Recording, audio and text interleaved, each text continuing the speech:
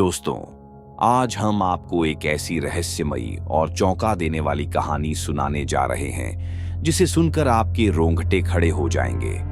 यह कहानी एक राजकुमारी की है जो अपने पति अलावा एक साधु से प्यार कर बैठी। बहुत समय पहले की बात है। एक छोटे से राज्य में एक सुंदर और बुद्धिमान राजकुमारी रहती थी। उसका नाम अन्विता था। वह सिर्फ अपनी सुंदरता और राजसी ठाठ बाट के लिए नहीं, बल्कि अपनी दयालुता और समझदारी के लिए भी प्रसिद्ध थी। उसका दिल हमेशा दूसरों की मदद करने के लिए तैयार रहता था और यही वजह थी कि उसे राज्य के लोग बहुत आदर करते थे।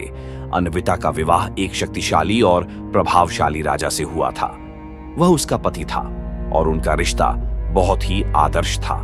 हालांकि एक दिन राज्य में एक साधु आ पहुंचे जिनके बारे में कहा जाता था कि वे अत्यधिक ज्ञानवान और शक्तिशाली थे। उनका नाम अछूत बाबा था और वे अपनी साधना के लिए जाने जाते थे। साधु बाबा का रूप कुछ अजीब था। वे सफेद वस्त्र पहने हुए थे और उनके चेहरे पर गहरी शांति की झलक थी। उनकी आंखों में एक अद्भुत चमक थी जो किसी रहस्य की ओर इशारा करती थी। अन्विता ने उन्हें पहली बार दरबार में देखा और कुछ अजीब सा महसूस किया।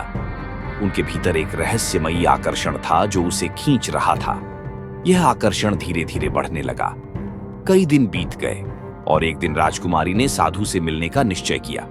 वह उनके पास पहुंची और साधु बाबा से आशीर्वाद लिया। बाबा ने उसे आशीर्वाद देते हुए कहा, तुम्हारी आत्मा में एक विशेष शक्ति है राजकुमारी। तुम्हारे भीतर एक गहरी राह है जिसे तुम्हें खुद ही खोजना होगा। अन्विता को यह शब्द बहुत गहरे असर करते हैं। वह साधु के ज्ञान और दृष्टिकोण से मंत्रमुग्ध हो गई। धीरे धीरे उसका दिल साधु की तरफ खींचने लगा। उसने महसूस किया कि साधु के पास कुछ विशेष था जो उसके पति में नहीं था।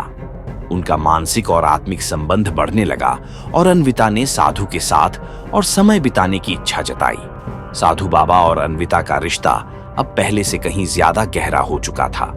राजकुमारी की हर इच्छा, हर सवाल का जवाब अब उसे बाबा से ही मिलता था। बाबा के साथ बिताए गए समय ने उसकी मानसिकता को पूरी तरह से बदल दिया था।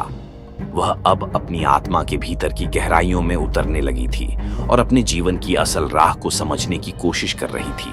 अन्विता के भीतर जो सवाल थे, उन सवालों का उत्तर उसे बाबा से मिलता था। वह महसूस करती थी कि साधु के पास एक ऐसी शक्ति है जो किसी और के पास नहीं थी।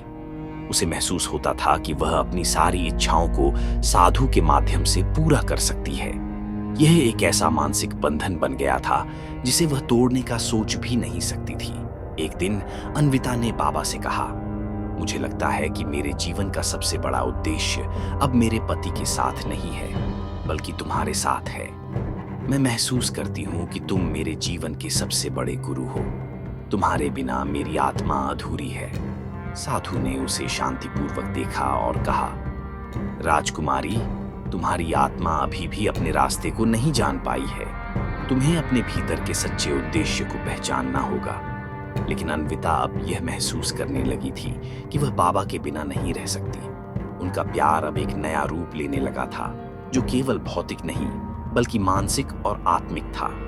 साधु के साथ बिताया हर पल उसे एक नई ऊर्जा दे रहा था और वह अब अपने पति से ज्यादा बाबा के करीब महसूस करती थी।